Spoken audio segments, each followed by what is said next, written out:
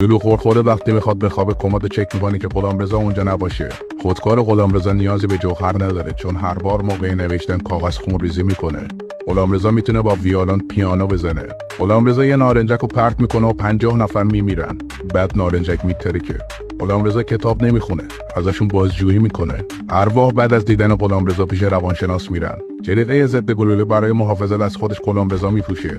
برای غلامرضا 60 دقیقه فقط 20 دقیقه طول میکشه. غلامرضا وقتی که با آینه نگاه کرد هیچ بازتابی ندید چون فقط یک غلامرضا وجود داره. غلامرضا نمیخوابه تا صبح بشه، منتظر میمونه تا صبح بشه. غلامرضا با شاشیدن اسمش روی دیوار حک میکنه. دیوار بزرگ چین برای دور نگه داشتن غلامرضا ساخته شد. غلامرضا میتونه از آب پرتقال آب لیمو بگیره.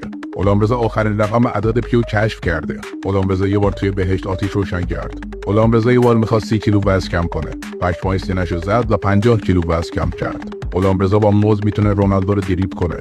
غلامرضا سریعتر از هر دونده‌ای میسته. غلامرضا فقط 5 بار در روز هوا تنفس میکنه. دایناسورها یک بار به اشتباه به غلامرضا نگاه کردن. خودتون میدونین چه اتفاقی افتاد. چند سال پیش غلامرضا تصمیم گرفت که شاش خودش به عنوان یک نوشیدنی کنسرو شده بفروشه. امروز به اون نوشیدنی میگن انرژیزای ردبول. غلامرضا سوادو به تنهایی و با خوندن کتاب یاد گرفته. غلامرضا میتونه روی دوچرخه پاهاشو بالا بگیره و با کونش رکاب بزنه. با باسنش ببخشید.